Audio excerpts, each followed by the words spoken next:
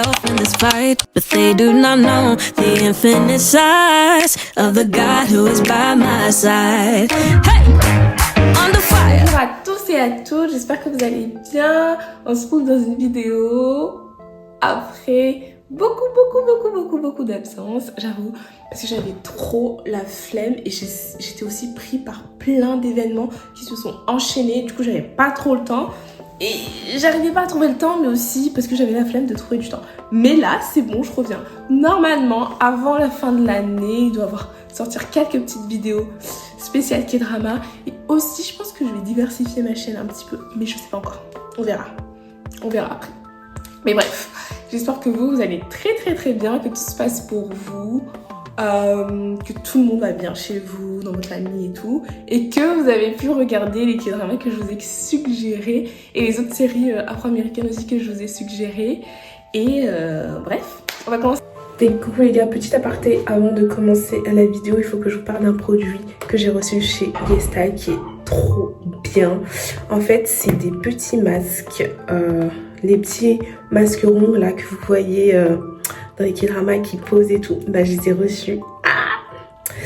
Calculez pas mon visage, je l'ai gris parce que j'ai juste à me le laver et je veux vous montrer les visages. En gros, c'est un compartiment comme ça un peu. Et voilà, ça s'ouvre comme ça. Il y a une petite pince à l'intérieur qui vous aide à prendre le masque. Je viens de faire les ongles. Bon, je vais en prendre deux. Je vais les mettre sur mon visage. Je vais les séparer. En gros, ce masque, il permet de donner de l'éclat et d'illuminer votre visage. Et ça marche parce que ça fait bientôt un mois que je l'utilise tous les dimanches. En gros, c'est des masques un petit peu comme ça. Voilà. Et il faut les mettre sur le visage. De ce que vous pouvez retrouver dans ces masques. Franchement, ce masque, banger. Il est incroyable. Là, j'ai mis le masque, je vois ma peau, elle est éblouissante. Là, vous voyez, je brille. Je brille. Bah, de toute façon, vous le voyez là, je brille. Genre, la lumière se reflète sur mon visage. En plus de briller, ma peau, elle est éclatante et luminante. Du coup, ça hydrate vraiment et ça apaise aussi pour les personnes qui ont des peaux sensibles. N'hésitez pas à le prendre. Et en plus, je crois qu'il y a beaucoup de masques. Là. Il y en a à peu près 70. Tellement je ne suis pas professionnelle. J'ai un code promo. J'ai un code promo. Oui, j'ai un code promo sur YesStyle. Je vous mettrai en barre d'infos. Je crois que c'est SoAdorabla20. Mais je vais vérifier. Mais j'ai un code promo sur YesStyle. Donc n'hésitez pas à commander sur YesStyle si vous avez d'autres produits. Moi j'ai juste pris lui, mais il y en avait plein d'autres. Il y a tous les produits coréens que vous voyez dans les K-dramas que vous pouvez choper chez YesStyle. Mais j'ai hâte de faire d'autres commandes chez YesStyle. Et comme ça je vous ferai une vidéo dessus. Ouais, je vais faire ça.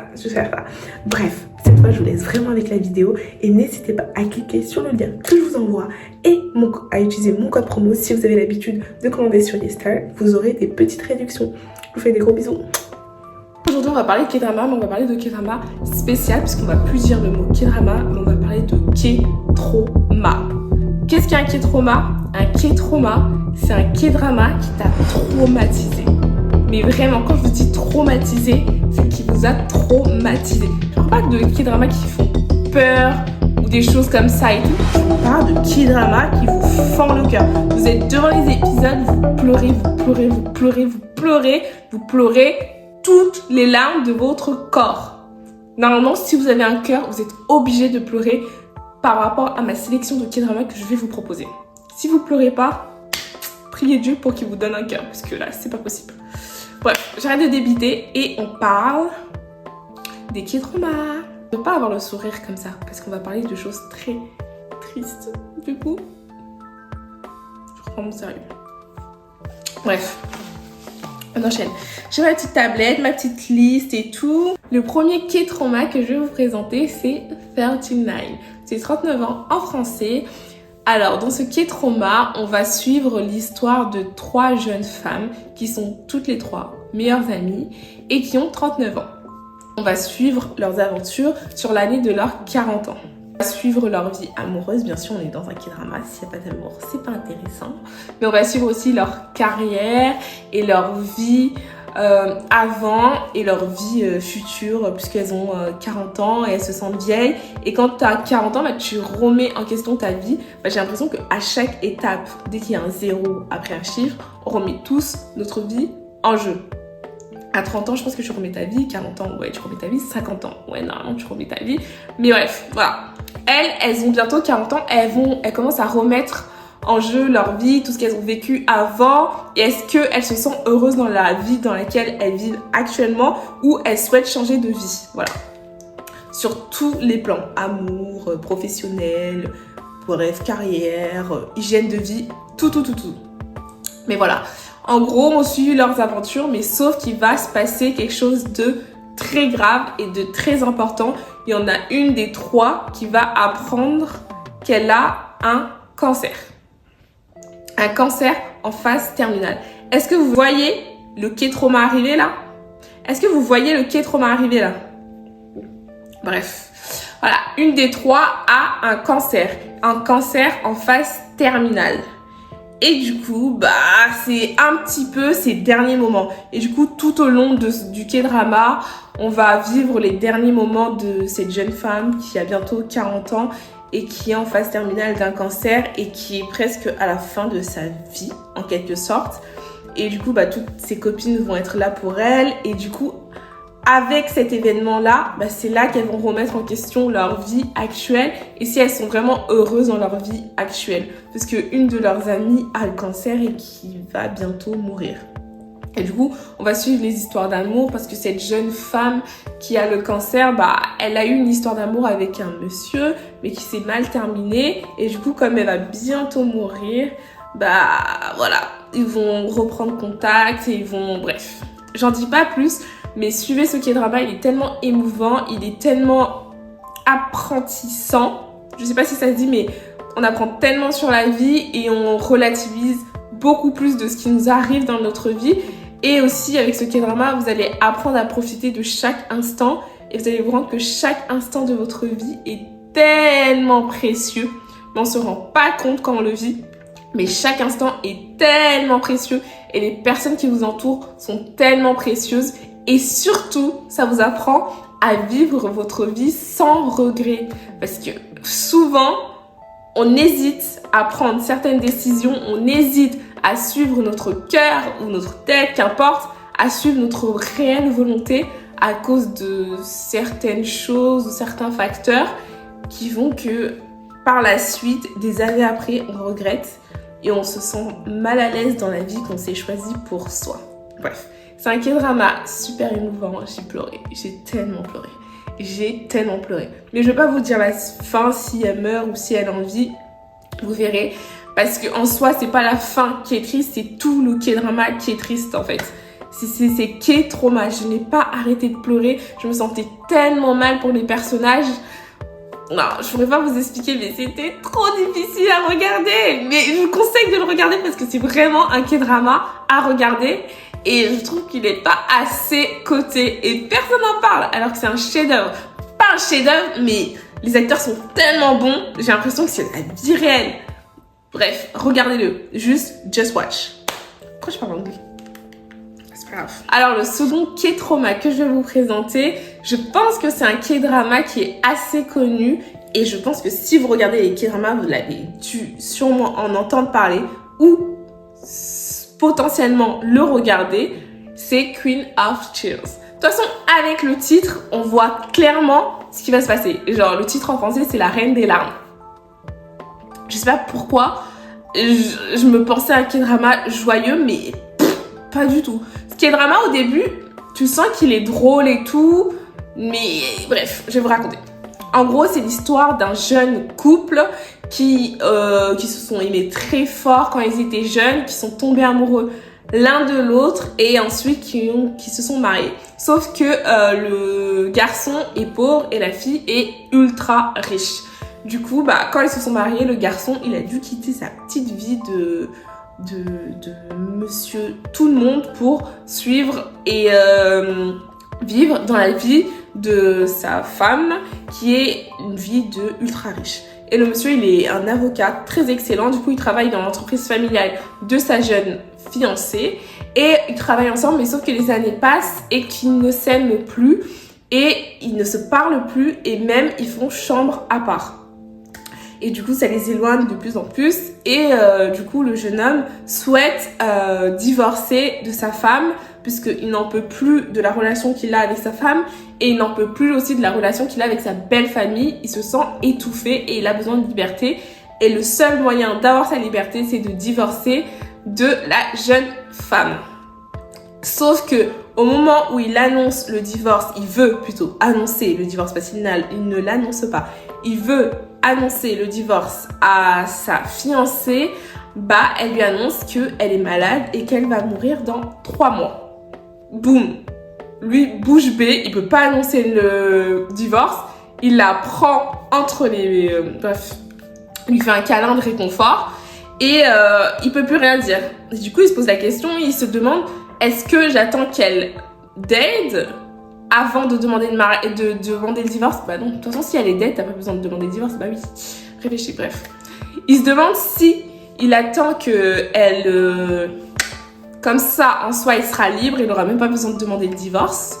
Ou soit, il demande le divorce. Et du coup, il va faire appel à son ami, qui est aussi avocat, qui lui conseille d'attendre que elle dead et que après ils prennent l'héritage. Et du coup, pour qu'ils prennent l'héritage de la fille, il faut qu'il soit super gentil avec elle et qu'il la refasse trop tomber amoureuse de lui.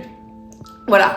Et suite à ça, il va essayer, mais sauf qu'il va se prendre à son propre jeu et il va finir par avoir des sentiments pour sa femme, parce que je pense que les deux pensaient qu'ils ne s'aimaient plus, alors qu'il y avait vraiment que de l'amour entre eux, c'était juste un manque de communication. Bref, comme dans la moitié des couples. Mais c'est pas le sujet. Et ce K-drama, il est super émouvant et j'ai vraiment pleuré. Ouais, j'ai vraiment pleuré. À peu près à chaque épisode, en vrai, surtout vers la fin, j'ai énormément pleuré parce qu'il y a tellement de rebondissements, il y a tellement de tristesse. Et la fille qui va mourir là, qui est en phase terminale aussi d'un cancer, et c'est tellement triste parce que, en fait, je sais pas pourquoi, mais c'est quand les gens ils sont malades qu'on se rend compte qu'on les aime en fait. Quand les gens ils sont là, ils sont en bonne santé, on se dit pas je l'aime, je vais profiter d'elle et tout, avant que... C'est que quand les gens ils sont malades que tout le monde se rend compte que que t'aimes cette personne. C'est trop bizarre.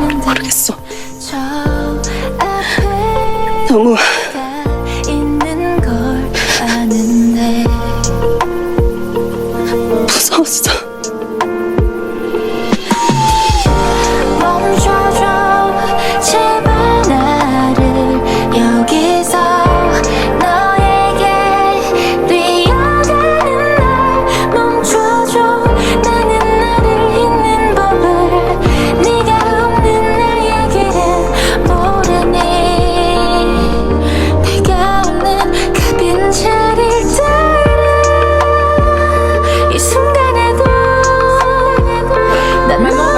Aux choses sérieuses, je vais vous parler de K-trauma, de traumatisme. Ce K-drama m'a traumatisée et je parle de je crois que c'est Yacht of May.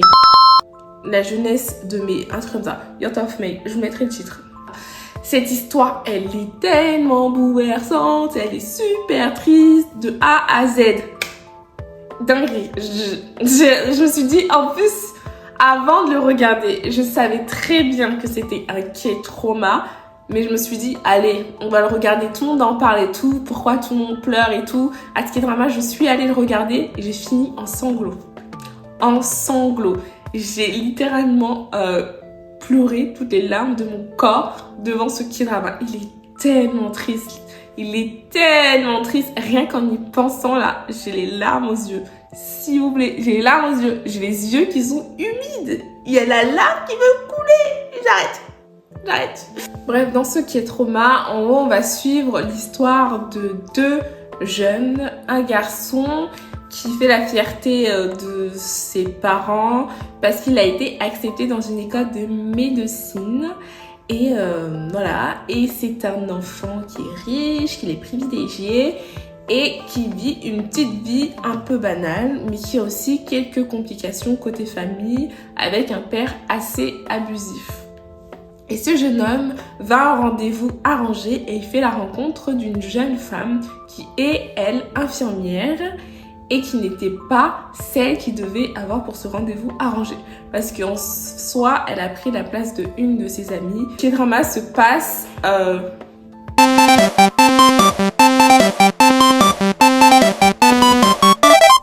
Et en gros, c'est comme ça que l'histoire, elle commence. En fait, dans cette histoire, il y a tellement de choses qui font que c'est sûr que c'est triste. Parce qu'on est en 1980. Et en 1980, en Corée du Sud, il y a des hautes tensions entre le gouvernement. Parce que je crois bien qu'il y en a certains qui souhaitent la démocratie. Et qu'il y en a d'autres qui ne la veulent pas. Et du coup, les étudiants sont très révoltés et il y a beaucoup de manifestations assez violentes en Corée. Et c'est dans ce contexte super violent que les deux jeunes se rencontrent et qu'ils ont un petit peu une petite histoire d'amour. Mais l'histoire d'amour, elle est carrément compliquée. En fait, ce K-drama est super, méga triste. Parce qu'ils viennent de deux mondes complètement différents, du coup c'est un amour impossible. Et en plus, son père est politicien, qui est politicien d'un régime répressif et qui réprimande les personnes comme la fille dont il est amoureux. Et du coup ça crée des inégalités. Et aussi la jeune fille, elle souhaite partir en Allemagne d'ici 1 an. Du coup, même s'ils ont une histoire d'amour, ça va pas durer très longtemps et la jeune fille ne souhaite pas s'attacher au jeune homme. Voilà, il y a toutes ces petites complications et tout. Bref, regardez ce K-drama, il est tellement... Rien que d'en parler, ça me déprime. C'est un K-drama déprimant. Vraiment, il est super déprimant. Là, j'en parle, ça me déprime. Bref, passons à autre chose. Ça, c'est vraiment un K-trauma. Bref. Le trauma que je vais vous présenter, c'est Dumb at Your Service. C'est le destin à ton service. En français, normalement, c'est ça. Et dans ce K-trauma, on va suivre l'histoire d'une jeune femme qui est une rédactrice et qui va à l'hôpital pour un examen normal. Et on lui apprend qu'elle a un cancer et qu'elle est bientôt en phase terminale de son cancer et qu'elle va mourir. Et du coup, elle, désespérée par ce qu'elle vient d'apprendre, elle rentre chez elle, elle est en colère contre l'univers et du coup elle fait un souhait bidon. Elle dit que elle préfère que elle guérisse et que le monde entier disparaisse. Mais sauf que quand elle fait ce souhait, il y a quelqu'un qui l'entend et cette personne, c'est la personnification de la mort en soi. En gros, c'est une personne qui est sur la terre et qui est là pour faire mourir les autres personnes. Voilà. Et du coup, lui, il souhaite faire disparaître la Terre et l'univers, parce que si il fait disparaître la Terre et l'univers, bah sa punition elle est levée et lui aussi il n'existe plus parce que il trouve que c'est un fléau de rester parmi les êtres humains parce qu'il les trouve tellement mauvais et il les déteste littéralement. Je sais pas si vous avez compris, mais en gros c'est ça le personnage. Voilà. Et du coup lui il est super ravi qu'il y ait une femme désespérée qui souhaite que la fin du monde. Et du coup, il passe un accord avec cette jeune femme et lui dit « Je te guéris, mais toi, tu me donnes ton vœu. » Et du coup, voilà, elle est d'accord pour cet accord. Et ils se mettent d'accord sur cela. J'ai mis beaucoup de d'accord. Mais bon, c'est pas grave. Mais voilà, l'histoire elle est super intéressante et super triste parce que c'est une histoire d'amour littéralement impossible. Voilà, c'est impossible. L'histoire d'amour, elle est impossible. Bref, j'ai fini avec cette vidéo. J'espère qu'elle vous a plu. Dites-moi en commentaire si les K-dramas que je vous ai dit là, vous ai annoncé en vidéo, vous les avez déjà regardés, oui ou non. Et si oui, dites-moi ce que vous en avez pensé. Et sinon, bah, dites-moi les K-dramas que vous aimeriez bien voir. Bref. Je vous souhaite de bien pleurer devant les K-dramas que je vous ai proposés et plein de tristesse, mais surtout de beaucoup de remises en question parce que ces K-dramas, au-delà d'être tristes, il y a beaucoup de remises en question sur soi-même. Bref, bisous.